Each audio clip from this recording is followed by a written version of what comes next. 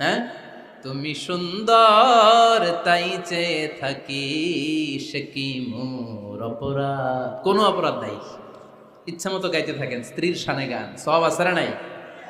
তবে শুধু স্ত্রীকে শোনানো যাবে, ভাবিরে শোনানো যাবে, শালিরে শোনানো যাবে, পাশের বাড়ির কাউরে শোনানো যাবে? দেখেন ইসলাম কত চেক এন্ড ব্যালেন্স। স্ত্রীকে আপনি গান শোনান, কোনো গুনাহ নাই, আছে শুধু সওয়াব।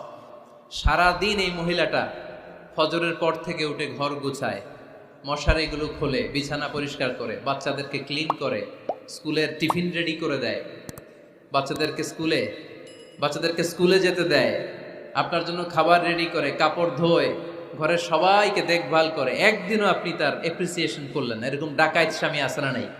বলবেন তুমি সুন্দরী, তুমি অনন্যা, তুমি সুস্নিগ্ধা, তুমি প্রিয়ংবদা, তুমি সুহাসিনী, তুমি